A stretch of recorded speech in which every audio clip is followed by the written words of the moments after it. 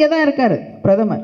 நேற்று இருந்தாரு, இன்னைக்கு இருந்தாரு, நாளான்னைக்கு வராரு, அடுத்த வாரம் வராரு, அதுக்கு முந்தின வாரம் வந்தாரு. பிரதமர் இன்னைக்கு இப்ப தமிழ்நாட்டு பிரதமராகவே தன்னை நினைக்க ஆரம்பித்து விட்டார். ஆனா ஒன்னே சொல்ல விரும்புகிறேன். நீங்க தினம் வந்தாலும் சரி, இங்க வீடு எடுத்து வாடகைக்கு இருந்தாலும் சரி, தமிழ்நாட்டு மக்கள் உங்களுக்கு ஓட்டு போட போவது இல்லை. என்னன்னா அவங்க அப்பா கட்டி வச்ச வீட்டில் தங்கியிருக்காங்க. அந்த அம்மா உழைச்சி ஏதாச்சும் சம்பாதிச்சிருக்காங்களா? கனிமொழி அந்த மாதிரி சொந்தமாக ஏதாச்சும் காடு மேட்டில் போய் வேலை செஞ்சு விவசாயம் பார்த்து சம்பாதிச்சாங்களா? கேட்டால் டாக்டர் ஆஃப் கலைஞர் கருணாநிதி, அவ்வளோதான். அதை வச்சு ஓசியில் வாழ்ந்துட்டு இருக்காங்க. ஆனால் ஓசியில் வாழ்கிற கனிமொழி அவர்களுக்கு பிரதமரை பற்றி பேசுவதற்கு எந்த அருகதையும் இல்லை என்று நான் பார்க்கின்றேன். அவங்க சொந்தமாக என்ன டிஸ்டிங்டிவ் எபிலிட்டி? இப்போ நீங்களாம் பத்திரிகை நண்பர் இருக்கிறீங்க, ஒரு 12,000 ரூபா, 20,000 ரூபா, 50,000 ரூபா எவ்வளோ நீங்கள் சம்பளம் வாங்கினாலும் உழைச்சி சம்பளம் வாங்குறீங்க. நானும் உழைக்கிறேன். கனிமொழி அவர்கள் என்ன உழைச்சாங்க? பிரதமரை பற்றி பேசுவதற்கு என்ன தகுதி? ஓசியில் வாழ்ந்துட்டு இருக்காரா? அப்பா பேரை வச்சு வாழ்ந்துட்டு இருக்காரா? வாழ்ந்துட்டு இருக்காங்க. கருணாநிதிங்கிற வார்த்தையை தூக்கிட்டா கனிமொழி யார்? அவங்க யார்? அவங்க அதனால் அவங்க அடுத்தவங்களை பார்த்து பிரதமர் சென்னையில் வாடகை வீடு எடுத்து தங்கணும், பிரதமர் சென்னைக்கு இப்படி இருக்குன்னு சொல்கிறதுக்கு முன்னாடி அவங்க கண்ணாடியில் போய் கனிமொழி அவர்கள் ஒரு முகத்தை பார்க்கணும். எத்தனை ஊழல் வழக்கு அவர் மேலே இருக்குது, எத்தனை ஜெயிலுக்கு போயிருக்கிறாங்க, எல்லாம் அந்த ரூஜி டேப்பில் அவங்க பேசுறதெல்லாம் எல்லாம் லீக் ஆகிட்டு இருக்கு பாருங்கள்லாம்.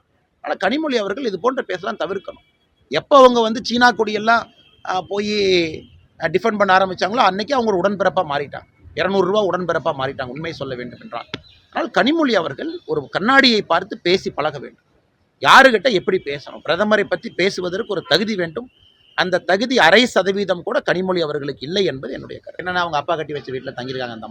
அந்த அம்மா உழைச்சி ஏதாச்சும் சம்பாதிச்சிருக்காங்களா? கனிமொழி அந்த மாதிரி சொந்தமாக ஏதாச்சும் காடு மேட்டில் போய் வேலை செஞ்சு விவசாயம் பார்த்து சம்பாதிச்சாங்களா?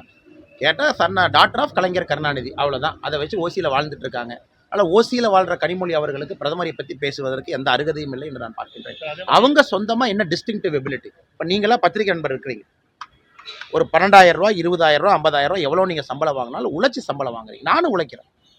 கனிமொழி அவர்கள் என்ன உழைச்சாங்க? பிரதமரை பற்றி பேசுவதற்கு என்ன தகுதி? ஓசியில் வாழ்ந்துட்டு இருக்காரா? அப்பா பேரை வச்சு வாழ்ந்துட்டு இருக்காரா?